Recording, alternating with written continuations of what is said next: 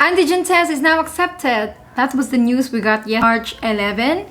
We welcome it with open arms. So you guys have now two options to present for your trip to the Philippines. Either an RT-PCR test 48 hours before departure or an antigen test 24 hours before departure.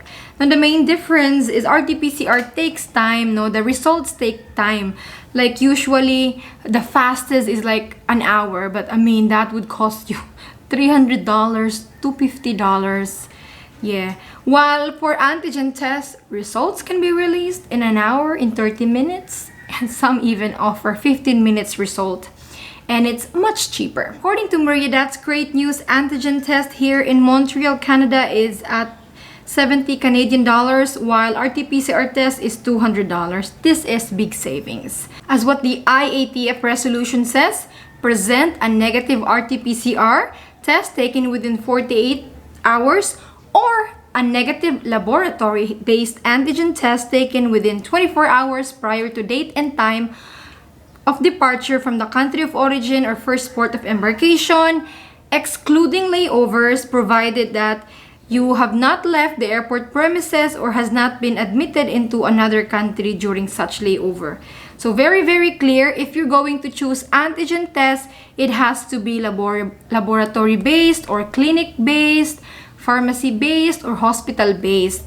If you have a home antigen test kit with you, you can't show the test kit, oh look, I'm negative. And there has to be a certificate. This is why you need it to be done with a hospital or clinic or laboratory or even a pharmacy, as long as you have a certificate that states your name, the date and time when the specimen was collected. Oh, that is important because they have to count the 24 hours validity. And always, I want to emphasize this, the basis, guys, ng inyong negative test result is departure, not arrival. So many people ask this, oh Jennifer, my flight is like 30 hours total, 20 hours total. By the time I land in the Philippines, ay, expired na yung negative test result ko. There's no such thing as expired, guys, upon arrival, because the basis is only departure. So kahit pa, even if it's already more than 48 hours or 24 hours upon arrival, it will still be accepted, as long as it was valid during departure, at the time you check in for your flight. Some travelers said that in their countries, the antigen test is free. That's good. If you get it from a health department, Ryan said it's free at the health department here in Arizona. Good job. While Rhea said, here in Italy, most laboratories are closed during Sunday. Our flight is scheduled on Monday in the afternoon. We have no choice but to do it on Sunday at the airport. In a private clinic, we will pay, oh my goodness, 244 euros or 122 euro per person. This is the difficult part when you're flying Monday or Sunday. Yeah, Sunday and Monday, that's the tricky thing because most labs are closed on the weekend. And yeah, some travelers are forced to use airport COVID testing, which can be expensive. Pero try to get antigen test, guys. I'm sure antigen test would be cheaper than RT-PCR test. Plus, the results can be released in 30 minutes, 2 hours. While for the test result, do you need a QR code? Jennifer, does the negative test result need to have QR code? No. Unlike other countries like UAE, the Philippines does not require QR codes for the negative test results.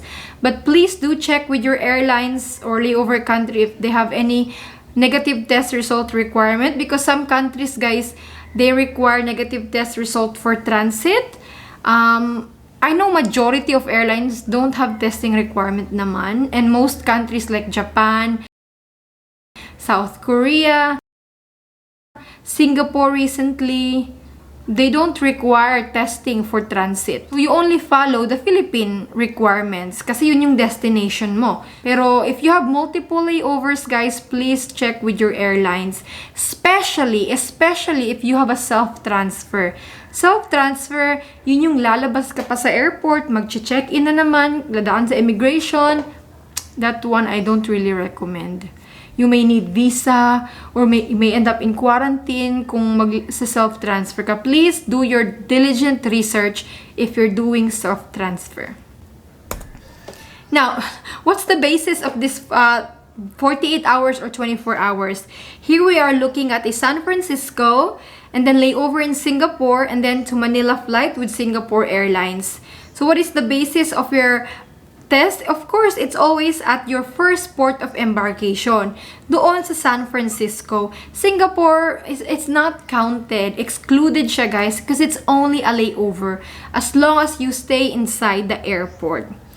What if this flight is leaving Austin, Texas on April 6 with layover in Atlanta, and then change airline in Atlanta with Korean Air. So Atlanta to Incheon, Korea, layover na naman ng 2 hours, and then from Korea to Manila. Okay, what is the basis of your test result for your 48 hours or 24 hours? Of course, the basis is your first port of embarkation. That is Austin, Texas, guys. As long as in Atlanta or in Korea, you don't exit the terminal or the airport, the basis is your first port of embarkation. Itong Austin. But who will check the Philippine requirements? It's actually Korean Air. So in case where they ask about your validity of your test, what if sumobra? Sabihin mo, you have to explain that actually my first port of embarkation was Austin. Well, that is a tricky part din, no? I suggest lang, guys, kung meron kayong domestic flight at tapos different airlines, mas mabuti kung i-base nyo na lang yung validity ng test ninyo doon sa kung saan i-check yung Philippine requirements ninyo, the flight that is going to the Philippines. That is a safe option.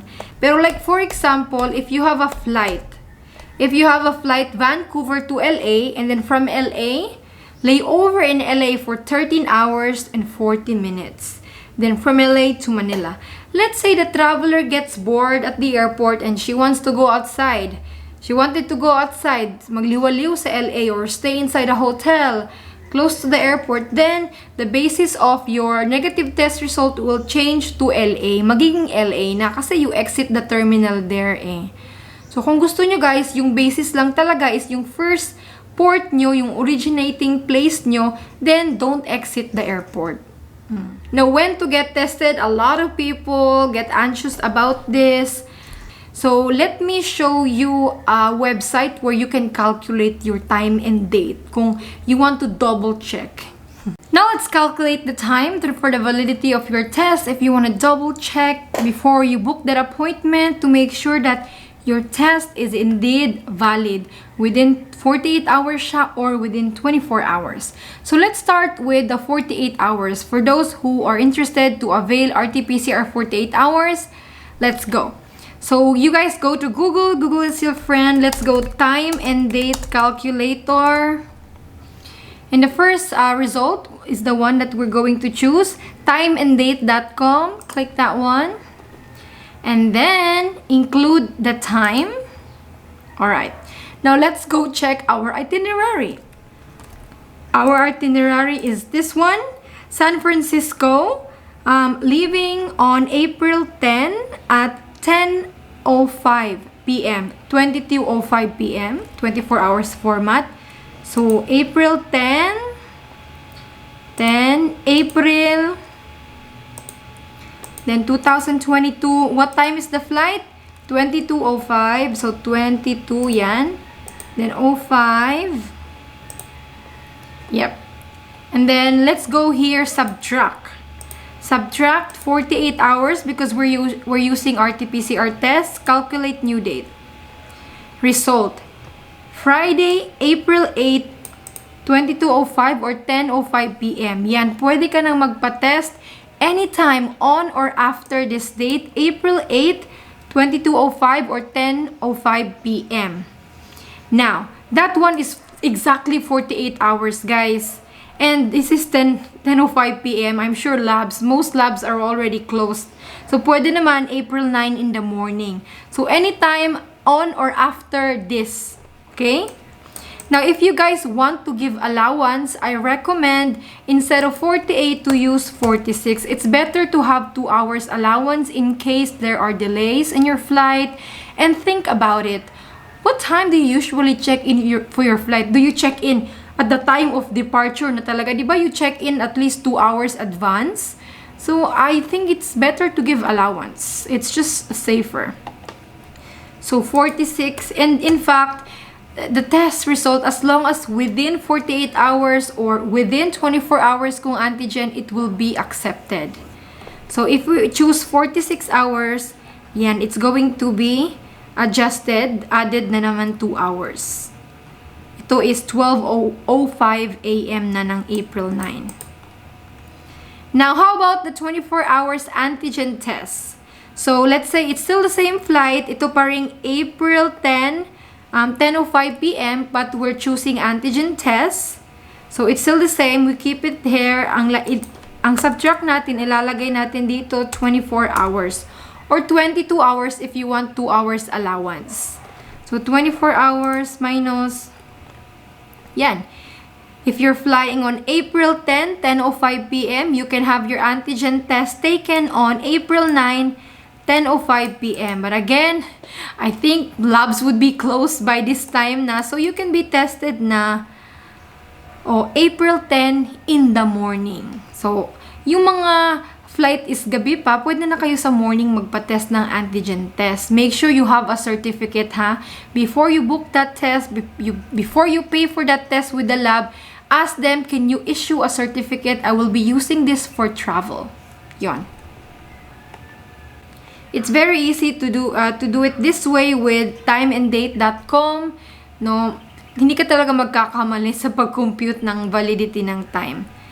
You're using computer kasi, While where to get tested, private testing laboratories, pharmacies, clinics, hospitals, some will be getting tested at the airport, especially those who will be flying on a Sunday or on a Monday kasi nga usually close yung mga labs on the weekend. While many people in the US avail their testing with CVS or Walgreens, others use their insurance to pay for the test. So actually, the insurance pays for the test. You only have to bring your insurance card and photo ID. So double check with the lab guys or clinic or pharmacy if they do accept your insurance. I know CVS, Walgreens, Worksite Labs, and Universal Diagnostic Laboratories accept insurance naman. So, that's better, no? Hindi ka nagagastos. While some airports have their own testing labs, if you're traveling in LA, I know they have RT-PCR tests. It costs this much. While in New York Airport, there is also testing with Adams Health Services. And then we have in Tucson Airport, sana all, it's free. Pero appointment is needed.